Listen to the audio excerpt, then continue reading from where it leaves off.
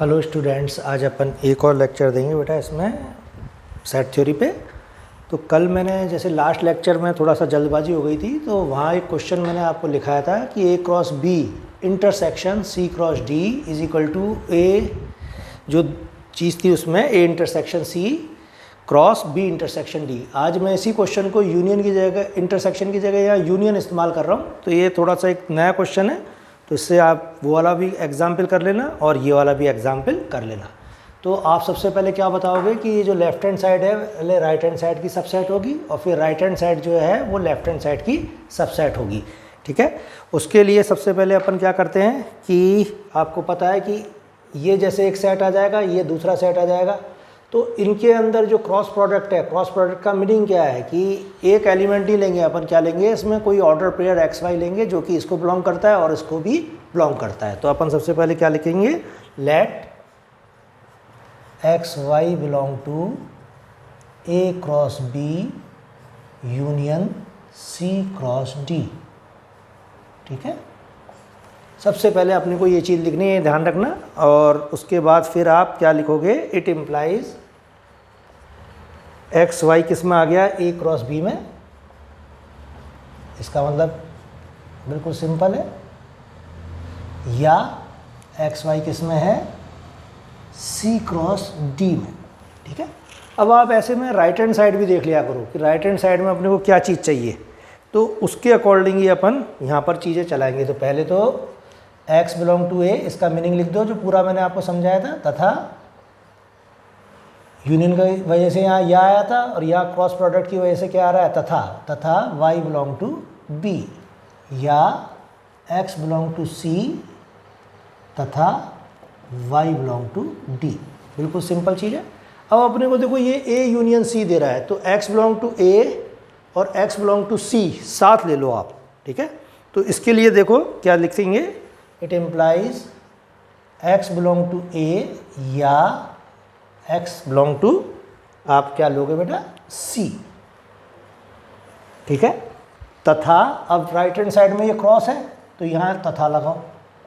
ठीक है, ये तथा आ जाएगा और फिर ये b यूनियन d है, तो इसको आप क्या लोगे, y बिलोंग टू b या y belong to d, y belong to b या y बिलोंग टू d। ठीक है, ये चीज़ हो गई।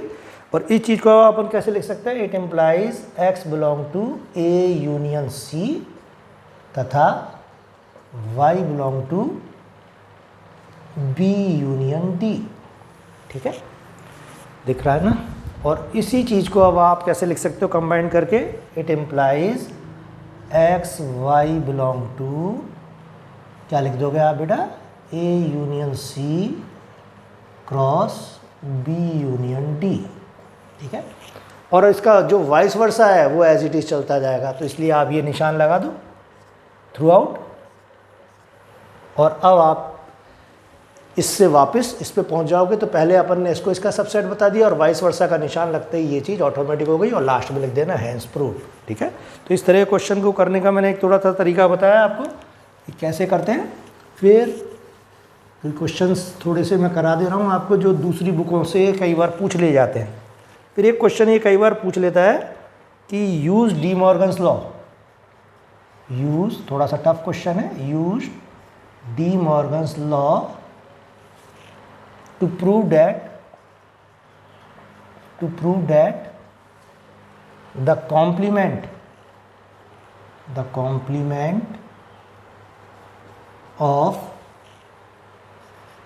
AC intersection B intersection A union B C intersection A union C, जैसा is A union B complement union A कॉम्प्लीमेंट intersection B union C complement. ठीक है, तो जैसे ये क्वेश्चन पूछा, तो इस क्वेश्चन को पूछते ही थोड़ा सा दिमाग चकरा जाता है कि भाई डी मॉर्गन लॉ की मदद से सिद्ध करो कि ये जो एक्सप्रेशन है इसका कॉम्प्लीमेंट ये है। ठीक है, तो आप इसको दूसरी फॉर्म में कैसे लिख सकते हो, जैसे क्वेश्चन समझने की कोशिश करना, A complement intersection B intersection A union B complement intersection A union C का जो पूरे का कॉम्प्लीमेंट है वो क्या है, ये चीज़ है। तो आप इसको दूसरे एक्सप्रेशन में इस फॉर्म में भी पूछ सकते थे कि विच इज़ इक्वल टू, और यहाँ आप पूरे पे कॉम्प्लीमेंट लगा दिया, ठीक है। अब ये चीज़ मैंने मिटा दी, तो दोनों चीज़ सेम है कि complement of this expression is equal to this. ठीक, क्लियर हो गई चीज़। अब जब इस क्वेश्चन को अपन करेंगे तो डेफिनेटली पहले लेफ्ट हैंड साइड लेंगे और फिर लेफ्ट हैंड साइड से क्या पे पहुंचेंगे अपन, राइट हैंड साइड पे, ठीक है।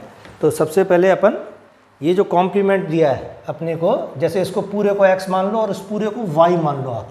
अगर इसको मैं x मानूँ और इसको y मान लूँ तो x इंटरसेक्शन y का कॉम्प्लीमेंट क्या होगा डी मॉर्गन लॉ से, x complement union y complement. जैसे ही कॉम्प्लीमेंट अंदर जाएगा तो इंटरसेक्शन को किस में चेंज कर देगा, यूनियन में। तो यही चीज़ मैं लिख रहा हूँ, देखो यहाँ ए सी इंटरसेक्शन बी का कॉम्प्लीमेंट, x का कॉम्प्लीमेंट लिखोगे ना आप, फिर इंटरसेक्शन की जगह क्या लिख दोगे, यूनियन, और ये चीज़ क्या बन जाएगी, ए यूनियन बी कॉम्प्लीमेंट, ठीक है, इंटरसेक्शन ए यूनियन सी का कॉम्प्लीमेंट, ठीक है। तो ये इंटरसेक्शन कन्वर्ट हो गया यूनियन में, इसके ऊपर कॉम्प्लीमेंट आ गया और इसके ऊपर कॉम्प्लीमेंट आ गया, ठीक है। अब इसके बाद अपन क्या लिख सकते हैं बेटा कि इसका कॉम्प्लीमेंट लो आप पूरे को, तो इसको सॉल्व करोगे तो कॉम्प्लीमेंट ऑफ कॉम्प्लीमेंट आप पहले लिखोगे union B C, De Morgan law फिर लगा दिया, इंटरसेक्शन को यूनियन में चेंज कर दिया, यूनियन, ठीक है। और अब इसके ऊपर वापस कॉम्प्लीमेंट है तो पूरे को क्या लिखोगे आप, ए यूनियन बी कॉम्प्लीमेंट का कॉम्प्लीमेंट, इंटरसेक्शन की जगह यूनियन, और ए यूनियन सी का कॉम्प्लीमेंट, ठीक है। अब कॉम्प्लीमेंट का कॉम्प्लीमेंट क्या आता है, ए यूनियन बी सी, ठीक है, ये चीज़ आ गई। अब राइट हैंड साइड में देखो कि एक एक्सप्रेशन अपने को मिल गया, लेकिन अभी ये एक्सप्रेशन बाकी है, तो यूनियन क्या लिखोगे इसको आप, ए यूनियन बी कॉम्प्लीमेंट, फिर से आप यहाँ पे वो लगाओगे डी मॉर्गन लॉ, तो ये क्या लगेगा अपने पास, ए कॉम्प्लीमेंट इंटरसेक्शन बी। अब मैं कॉम्प्लीमेंट का कॉम्प्लीमेंट डायरेक्ट बी लिख दे रहा हूँ, और फिर इसको यूनियन, यहाँ क्या लिखोगे आप, A complement intersection C complement, ठीक है, यही चीज़ आएगी। अब ये देखो ये चीज़ क्या है, ए क्रॉस बी प्लस ए क्रॉस सी। तो अभी ये फार्मूला मैंने यहाँ पे प्रूफ किया था, और इसको अपन किस रूप में कर सकते हैं, विच इज़ इक्वल टू, ये अपन बंटनता का जो नियम है इसको इस्तेमाल करो, और इस चीज़ को कैसे लिख सकते हो आप, A union B C union, जो प्रूफ करा रहा है वो कौन सी चीज़ है वो लिख दो अब आप, A complement intersection B union, क्या प्रूफ करा रहा है वो, बी यूनियन सी की पावर सी, ठीक है। अब अगर मैं इसमें इंटरसेक्शन को क्रॉस मान लूँ और इसको प्लस मान लूँ तो क्या आएगा, ये ए क्रॉस बी प्लस फिर ए क्रॉस सी, तो यही चीज़ आ जाएगी वापस से।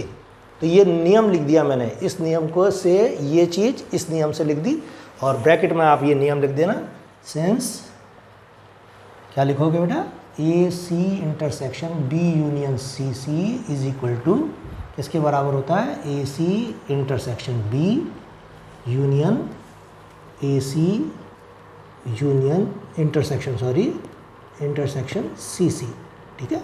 ये चीज़ अपन ने लिख दी और उसको उसकी मदद से अपन ने पूरा प्रूफ कर दिया। तो ये थोड़ा सा क्वेश्चन ऐसा था जो कई बार थोड़ा टिपिकल लगता है, लेकिन है नहीं, बड़े आसानी से अपन ने इसको कर लिया है, ठीक है।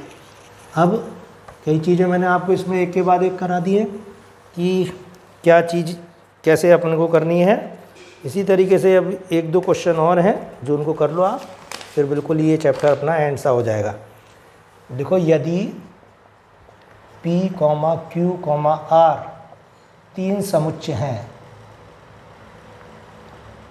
समुच्चय हैं, तब सिद्ध करो, पहला P minus Q union R is equal to P minus Q intersection P minus R, ठीक है। और दूसरा क्या सिद्ध करना है अपने को बेटा, कि P minus Q intersection R बराबर P माइनस Q और यूनियन P माइनस आर। तो एक करा दे रहा हूँ मैं, दूसरा आप अपने आप कर लेना, ठीक है। तो सबसे पहले आप पहले वाले को इसका सबसेट बताओगे, फिर दूसरे वाले को इसको सबसेट बताओगे। We will first prove P minus Q union, आप चाहो तो ये लिख दो पूरा, इस subset of P minus Q intersection P minus R, then P minus Q intersection P minus R subset of P minus Q union R. जब ये दोनों चीज़ आप दिखा दोगे तब अपन इस एक्सप्रेशन को प्रूफ मान लेते हैं, ठीक है।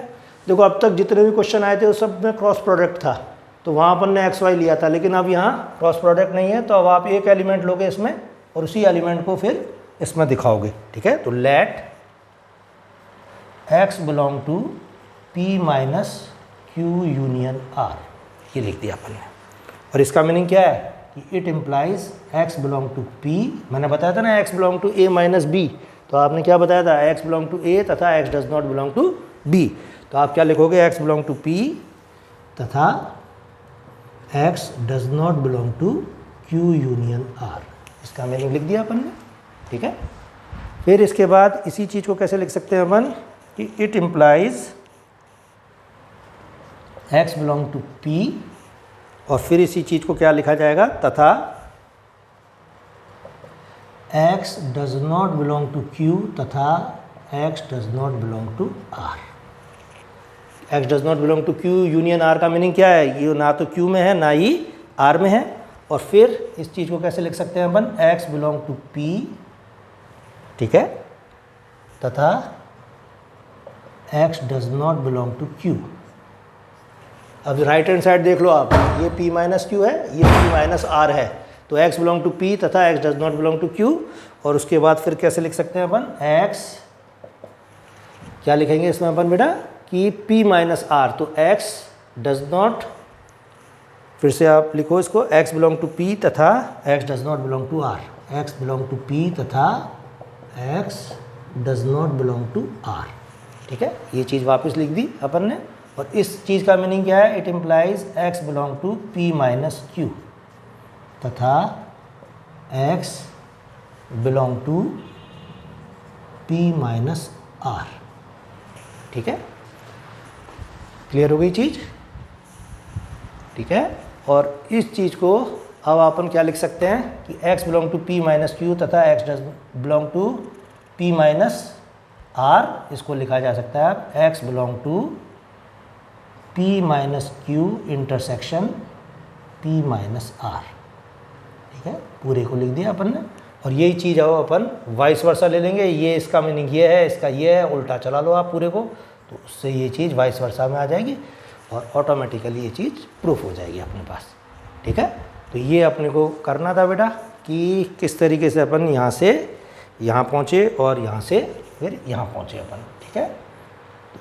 ये चीज़ वाइस वर्सा में थ्रू आउट चलाओ आप और उससे आप पहले को प्रूफ कर दोगे, ठीक।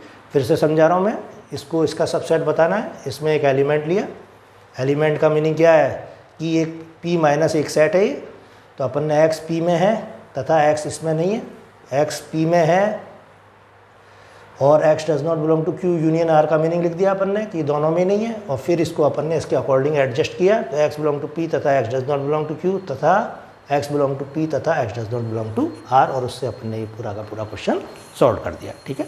तो ये इस तरीके कुछ क्वेश्चंस हैं जो आपको आने चाहिए बेटा, जो अपन कर सकते हैं आराम से। अगर कभी सर पे पड़ जाए तो ये नहीं कि भाई अपन को क्वेश्चन ही नहीं हुआ, फिर दूसरा क्वेश्चन आप स्वयं कर लेना। और एक और क्वेश्चन मैं लिखा रहा हूँ जिसमें थोड़ी सी दिक्कत आती है बच्चों को कि यार ये क्या आ गया एकदम,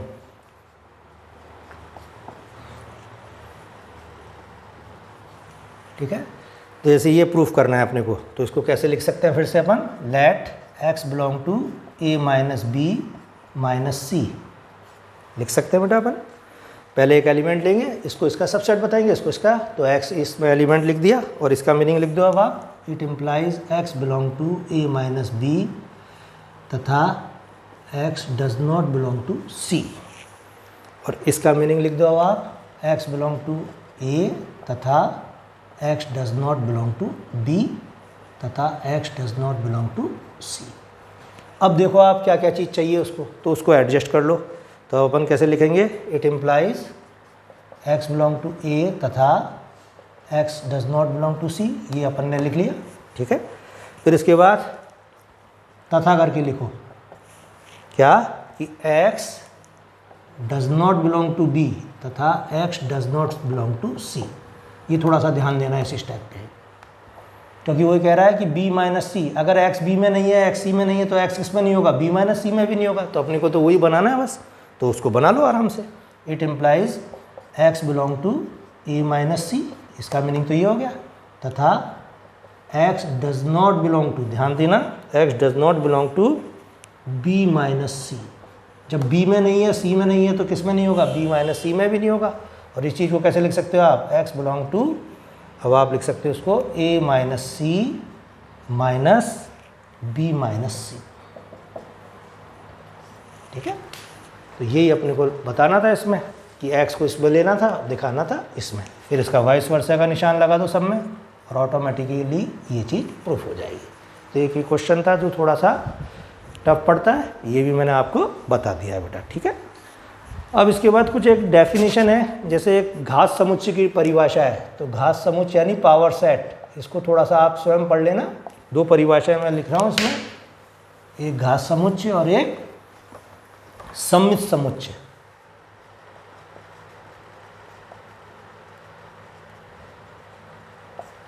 सिमेट्रिक सेट और पावर सेट। पावर सेट किसे कहते हैं अपन, कि कोई भी सेट है तो उसके जितने भी सबसेट है उनका कलेक्शन क्या कहलाता है, पावर सेट ऑफ ए। तो मैंने सिर्फ समझा दिया है, आप किताब से इसको उतार लेना बेटा, कि घात समुच्चय का मतलब क्या है कि कोई भी सेट है ए, तो उसके जितने भी संभव सबसेट है उनका कलेक्शन क्या कहलाता है, पावर सेट ऑफ ए। जैसे अब आपके पास ए है और ए में 3 एलिमेंट हैं 1 2 3, तो इसके टोटल नंबर ऑफ सबसेट कितने बनेंगे, अपन जानते हैं किसी सेट में n एलिमेंट है तो उसके टोटल नंबर ऑफ सबसेट कितने होते हैं, 2 की पावर n। तो 2 की पावर 3 इसके पावर सेट ऑफ एलिमेंट में क्या होंगे, एलिमेंट होंगे। पावर सेट में एलिमेंट कितने होंगे, 2 की पावर 3। ऐसे ही सममित समुच्चय, सममित समुच्चय की क्या परिभाषा है, ये देखो थोड़ा सा किताब में, कि अगर a और b दो समुच्चय हैं तो a और b को सममित समुच्चय को अपन गोले वाले प्लस से, या त्रिभुज त्रिभुज b, इसको अपन a डेल b बोलते हैं। तो a डेल b क्या है, a और b का सममित समुच्चय, या a और गोले वाला प्लस b, इसका मतलब b सममित समुच्चय से ही अपन इसको रिप्रेजेंट करेंगे। और इसको अपन कैसे लिख सकते हैं, a प्लस b को ये a minus B union b minus a, ये डिफाइन किया है उसने, ठीक है। कि दो समुच्चयों का सममित अंतर क्या है, कि a में से b घटा दो और फिर b में से a घटा दो, तो इन दोनों का जो संग है वो a और b का सममित समुच्चय कहलाता है, ठीक है। और इसी चीज़ को वापस लिखा जा सकता है अपने इस फॉर्म में कि a union b minus a intersection b। तो दोनों एक ही बात है कि अगर a और b दो समुच्चय हैं, जैसे ये a है ये b है, तो a और b का जो सममित समुच्चय है वो कौन सा पोर्शन होगा कि a में से पहले b घटाओ, तो a में से b घटाओगे तो कौन सी चीज़ आएगी, ये वाली चीज़। फिर b में से a घटाओ तो ये वाली चीज़ आएगी। और इस चीज़ का मीनिंग ये है a प्लस बी यानी a माइनस बी और b माइनस ए, ये a माइनस बी और ये b माइनस ए। तो इन दोनों का जो यूनियन है वो क्या कहलाता है, a और b का सममित अंतर। सममित समुच्चय क्या, सममित अंतर कहलाता है, ये सममित अंतर, a और b का सममित अंतर कहलाता है, ठीक है। मैं थोड़ा सा कंफ्यूज हो गया कि जल्दीबाजी में करानी पड़ती है। Symmetric difference of two sets क्या कहलाता है, whenever a and b are two sets then symmetric difference of two sets is denoted by this और रिप्रेजेंटेड बाय दिस, ठीक है। ये चीज़ अपने को दिमाग में आनी चाहिए। और ये क्या है, ये एक्चुअल में a यूनियन b में से a इंटरसेक्शन b निकाल दो तो ये वही बात अपने आ रही है। तो ये दो डेफिनेशन जरूर कर लेना आप, और सेट थ्योरी मैंने अब आपकी ख़त्म कर दी है, ठीक है।